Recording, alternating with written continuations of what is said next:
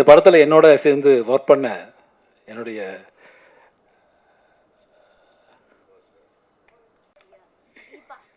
தெரியுது என்னுடைய மனைவி என்றால் படத்தில் என்னுடைய மனைவியை நடித்தாங்க. ஆனால் போட்டு கொடுத்துட்டு போயிட்டீங்க என்னை வந்துட்டு ஒரே கத்தியில் 2 உரம் இருக்கக்கூடாது அப்படின்னு சொல்லிட்டு. ஓகே, என்னுடைய இந்த படத்தில் பணியாற்றிய தீபா அவர்களாகட்டும், அல்லது சம்யுக்தா அவர்களாகட்டும், அல்லது ஆராதனா நீ சொன்ன கரெக்டாக இருக்குங்க. இவன் முகத்தை கொஞ்சம் ஞாபகம் வச்சிங்க எல்லாரும். அதனால் ஆராதனா ஆகட்டும், அல்லது இன்னும் இந்த படத்தில் பண்ண டெக்னீஷியன்ஸ் எல்லாருக்கும் ஒரு என்னுடைய மனசில் இடம் பிடிச்சிட்டாங்க. எல்லாருக்கும் ஒரு நீண்ட வாழ்த்துக்களும் நன்றியும். அதுபோக இசையமைப்பாளர் இவர் இவருடைய தகப்பனார் படத்தில் நான் பணியாற்றிருக்கேன். நான் ஃபஸ்ட் டைம் ஹீரோ பண்ணும்போது, ஃபஸ்ட் டைம் இல்லை, அப்போ அப்பா தான் மியூசிக் டைரக்டர். இவர் லண்டனில் ஒரு ஷோ பண்ணோம். நாங்கள் லண்டனில் ஒரு ஷோ பண்ணும்போது தேவா சார் தான் மியூசிக்கு நான் முடிவு பண்ணிட்டேன். அப்போ ஒரு பிரதர்ஸ் சபேஷன் முரளி ஆகட்டும், அல்லது சம்பத்தனன் ஆகட்டும், எல்லாரும் வரீங்க அப்படின்னு. அப்போ தேவா என்ன சொன்னார், என் சன்னு ஸ்ரீகாந்த் தேவன் வந்தால் நல்லாயிருக்கும் அப்படின்னு. ஸோ இவரையும் கூட கூப்பிட்டு போயிட்டோம். அவங்க 5 பேர் வந்தால் இவர் கூட வந்துடுவார். ஸோ அதனால் அப்பா போட்ட ஞாபகம் சாங் எனக்கு இப்போவும் ஞாபகம் இருக்குது. ஒரு படத்தில் பாடட்டுமா? நான் கீழே கல்லெல்லாம் ஒன்றும் இல்லையே.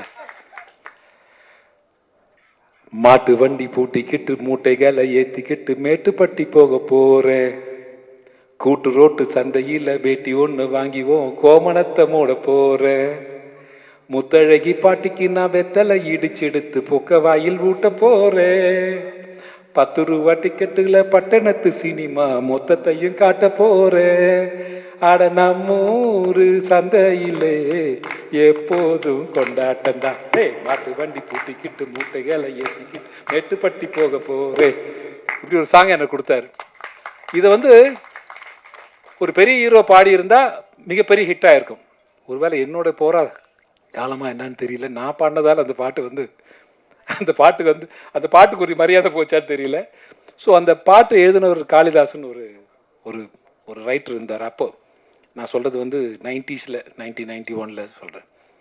ஸோ மிகப்பெரிய விஷயம் யார் எதை செய்கிறார்கள் என்பதுதான் முக்கியம். நான் இன்னைக்கு ஆர்கே செல்லுமணி சார் சொன்னார், நான் பார்க்குறதுக்கு ஒரு மாதிரி இருப்பேன், சட்டையெல்லாம் ஒரு மாதிரி போட்டிருப்பேன், அதனால் என்ன யாருக்கும் பிடிக்காது அப்படின்னு சொல்லுவார். உண்மைதான் சார். நீங்கள் நீங்கள் யதார்த்தமாக வாழ்ந்தீங்க. யதார்த்தமாக ஆர்கே செல்லுமணி ரொம்ப யதார்த்தமான ஒரு மனிதர். அதே மாதிரி ஆர் உதயகுமார் ரொம்ப யதார்த்தமான ஒரு மனிதர். நான் ஆர்கே செல்லுமணி ஒரு தடவை ஆஃபீஸுக்கு போயிருந்தேன். எப்படி இருக்கு அப்படின்னு கேட்கும்போது அவன் சூஸ் பண்ணிட்டு இருந்தான். இந்த நம்ம இதெல்லாம் கூடார மாதிரி இருக்கும்ல, இந்த ஸ்போர்ட்ஸுக்கெல்லாம் பண்ணுவாங்கல்ல, அந்த மாதிரி ஜிப்பெல்லாம் வச்சுட்டு, ஜிப் திறந்தால் உள்ளே முடிச்சுக்கலாம், அந்த மாதிரி வச்சுட்டு அப்புறம் காலை உள்ளே விட்டு படுத்துக்கணும் அப்படின்ற மாதிரி இதெல்லாம் செலக்ட் பண்ணிட்டு இருந்தார். நான் சொன்னேன், செல்லுமணி வீட்டுக்கு எதாவது வாங்க போறியா அப்படின்னு. இல்லை, ஷூட்டிங்காக பண்ணுறேன். ஷூட்டிங் பண்ணுறியா? யாருக்காக பண்ணுறேன்? அடிமைச்சங்கிலி ஒரு படம் எடுத்துகிட்ருக்காரு. அடிமைச்சங்கிலி படத்துக்காக இங்கே போகாத காடே கிடையாது. அதில் இந்த யூனிட் பாய்ஸ் இருக்காங்கல்ல, அவங்கெல்லாம் காலை உள்ளே விட்டு படுத்துக்கிறோமாமா. எங்களுக்கெல்லாம் கொஞ்சம் பெரிய டென்ட்டுனா அப்போ அந்த ஸ்போர்ட்ஸ் டென்ட் மாதிரி இருக்கும்ல, அது உள்ளே படுத்துக்கணுமாமா. இது செலக்ட் பண்ணிகிட்ருக்கான் சீரியஸாக. நான் செலக்ட் பண்ணி பார்த்துட்டு, போடா நீயும் படமா அப்படின்னு சொல்லிட்டு ஒரே ஓட்டம் அந்த படத்தில் நான் ஆக்ட் பண்ணேன். அந்த படத்தில் அடிமைச்சங்கிலி பார்த்துருப்பேங்க. அது உண்மையாகவே எங்களை அடிமையாகவே ஆக்கிட்டார். ஆர்கே செல்லுமணி. அதாவது எம்என் நம்பியார் இவர் எல்லா படத்துலையும் இருப்பார். முதல் படத்துலேருந்து எல்லா படத்துலையும் எம்என் நம்பியார் இருப்பார். அவர் இவரை பார்த்து ஒரு கேள்வி கேட்டார், செல்லுமணி நான் உனக்கு என்ன துரோகம் பண்ணேன், நான் உனக்கு என்ன துரோகம் பண்ணேன் அப்படின்னு கேட்டார். ஓப்பனாகவே கேட்டார்.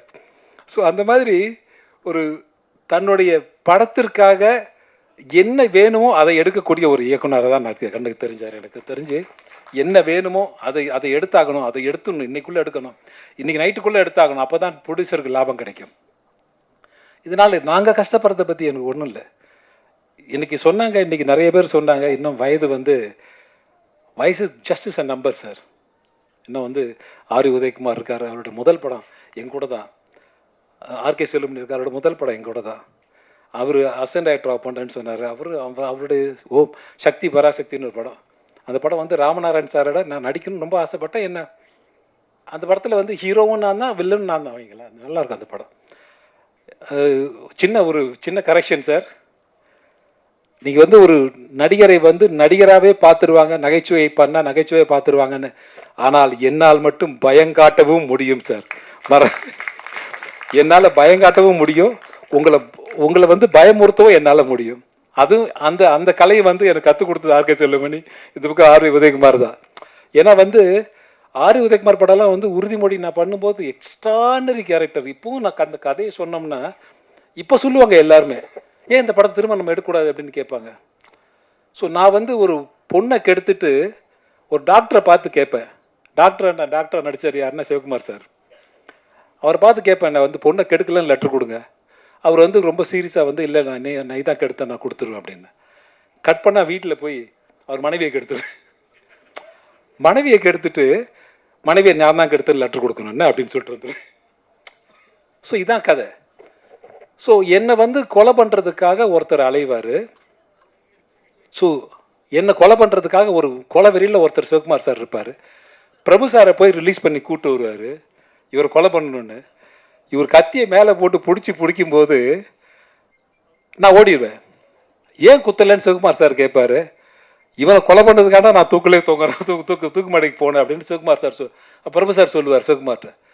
அதாவது என்ன கொலை பண்ணதுக்காகத்தான் ஒருத்தன் ஜெயிலுக்கு போயிருக்கான், அவனை கூட்டு வந்து இவனை கொலை பண்ணணும்னு சொல்கிறார். இந்த ஒரு கதையை வந்து சொன்ன உடனே எனக்கு ரொம்ப ரொம்ப ரொம்ப லைச்சிட்டு அந்த படத்தில். நான் வந்து அந்த படம் ரொம்ப பிஸியாக அந்த நேரம், பட் ஊட்டி அங்கே இங்கே சுற்றி போய் அந்த என்னை அலைவிட்டான் பாருங்க, சிரிக்கிறா பாருங்க உதயகுமார். ஐயோ, தேக்கடியில் கொண்டு போயிட்டு தேக்கடியில் பிரபு சார்ல பாடி நாங்கள் தண்ணி ஊற்றிக்கிறேன், சுடு தண்ணி ஊற்றிக்குவார் அவர். எனக்கு பச்சை தண்ணியில் நடுங்கிட்டு இருப்பேன். இந்த லொடக் பாண்டி மாதிரி ஒருத்தர் இருப்பான், தரணின்னு ஒரு டேரக்டர் இருக்கார்ல, மச்சான் பூசிடுறேன் மச்சான் பூசிடுறேன் மச்சான் மேலே வந்து பூசி விட்டுருவான். நான் அப்படியே நின்றுட்டு இருப்பேன் ஃபுல். அதாவது என்னன்னா, நடு காட்டில் எங்கள் ஷூட்டிங் நிறுத்திட்டாங்க. நடு காட்டில் தேக்கடியில் ஷூட்டிங் பண்ணிட்டு இருந்தாங்க ஆர் உதயகுமார். எனக்கு என்னன்னா, அந்த உள்ள தள்ளி காட்டுக்குள்ளே எங்களை தள்ளி கதவு மூட்டு காட்டுக்கு ஒரு தோட்டக்கார மாதிரி போயிடுவார் அவர். அவர் கதவை மூடிட்டு இந்த கம்பி போடுவாங்கல்ல, அந்த கம்பி ராடெல்லாம் போட்டுட்டு போயிடுவார். போனாருன்னா அடுத்த நாள் காலை தான் அவர் எழுப்பி கூப்பிட்டு வரணும். ஒரு நாள் எங்களுக்கு 2 மணிக்கு ஷூட்டிங் முடிச்சு, நைட்டு 2 மணிக்கு 3 மணிக்கு முடிஞ்சுது. எனக்கு பிரபு சார் சிவகுமார் சார்க்கலாம். நாங்கள் போய் இவரை எழுப்பி கூப்பிட்டு வந்து கேட்டை திறந்து வெளியில் போகிறோம்.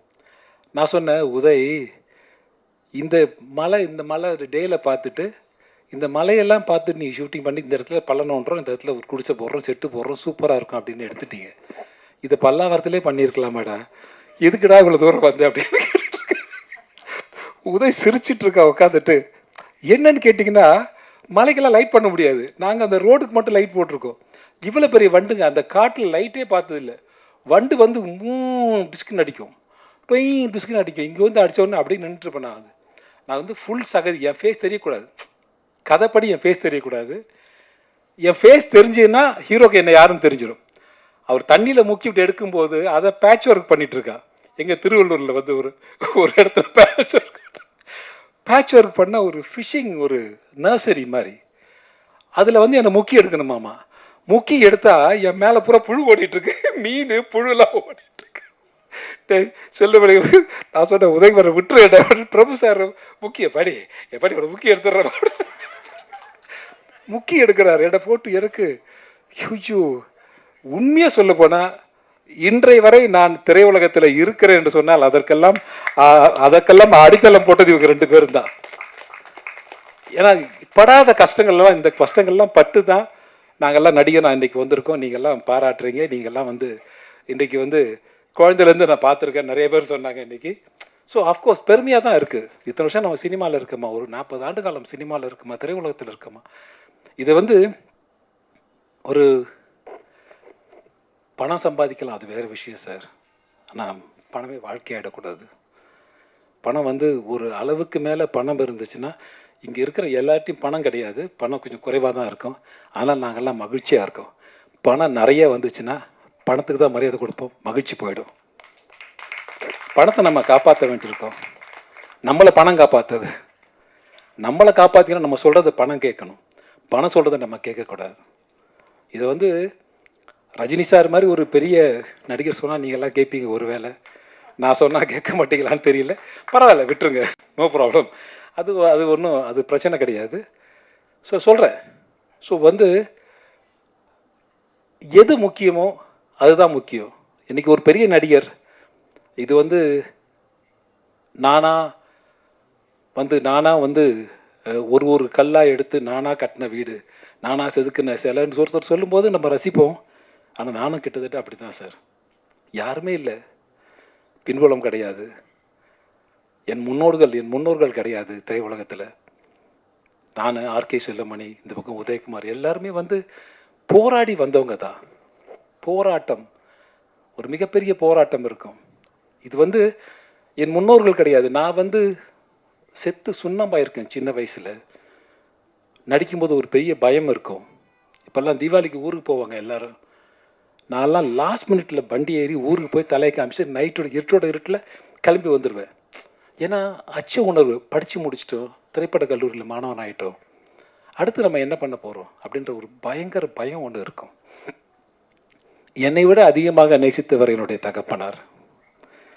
எப்படின்னு கேட்டிங்கன்னா, ஒரு சின்ன விஷயம் சொல்லி முடிச்சிடுறேன். நான் பார்த்திபன் சார் ஷூட்டிங்கில் இருக்கேன், இந்த வாகினி ஸ்டுடியோவில். நைட்டு வந்து லேட் ஆகும் சார்னு சொல்கிறாங்க. நான் பரவாயில்லன்னு விட்டுட்டேன். பரவாயில்ல சார், எவ்வளோ நேரம் ஆகும், ஒரு 10:30 11 ஆகிடும் சார்.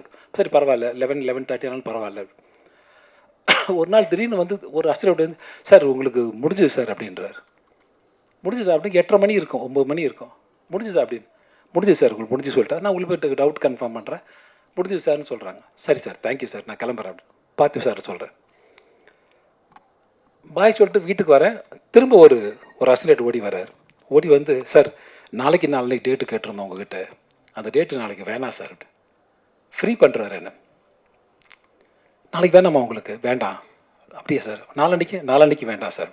So nice, thank you. இன்னொரு ஃபோன் வருது எனக்கு, அதில் என் தகப்பனார் தவறிட்டார் அப்படின்னு. ஸோ அவர் எவ்வளோ சினிமாவை நேசிச்சிருக்காரு. அவருடைய சாவுக்கு நான் போகணுன்றதுக்காக எனக்கு 2 hours முன்னாடியே என்னை வந்து சினிமாவிலேருந்து என்னை வந்து ரிலீவ் பண்ணிவிட்டு 2 daysக்கு அவர் டெட் பாடி கூட இருக்கணுன்றதுக்காக 2 daysக்கு எனக்கு ஷூட்டிங்கே என்னை விட்டுட்டு என்னை விட அதிகமாக நேசித்தவர் என்னுடைய தகப்பனார் என்று எனக்கு தெரிகிறது. என்னை விட அதிகமாக நேசித்தவர் எங்கள் அப்பா. இவன் இருந்தால் இந்த இந்த திரையுலகம் நன்றா. நான் இன்றைக்கு நடிகராக நிற்கிறேன் என்று சொன்னால் அதற்கு அப்புறம் ஒரு காரணம். இதெல்லாம் வந்து அன்றைக்கி நைட் பௌர்ணமி தான். அந்த பௌர்ணமி விழா நடக்குது, இந்த பாமக விழா நடக்குது. அந்த விழாக்கு நான் போயிட்டுருக்கேன். அந்த விழா தாண்டி தான் மகாபலிபுரம் வழியாக இந்த பக்கம் போனால் ஈஸியாக போயிடலாம். ஸோ நான் வீட்டுக்கு போய் தான் கிளம்பி போகிறேன். அப்போ எங்கள் தகப்பனாரோட டெட் பாடியை பார்க்குறேன். பார்த்துட்டு நான் சொன்ன ஒரே விஷயம், உங்கள் கூட இருக்குன்றதுக்காக ஷூட்டிங்கெல்லாம் எனக்கு ஃப்ரீ பண்ணிங்களாப்பா அப்படின்னு கேட்டேன் என் தகப்பனார்கிட்ட.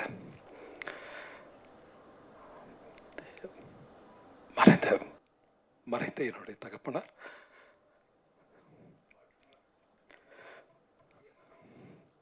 தேங்க்யூ அப்பா. இதெல்லாம் வந்து யாரும் சொல்ல மாட்டாங்க. இது ஒரு பெரிய நடிகராக இருந்தால் பெரிய விஷயமா மாறும். இன்றைக்கி ஆர்கே செல்லமணி சார் சொன்ன மாதிரி ஒரு சராசரி நடிகன்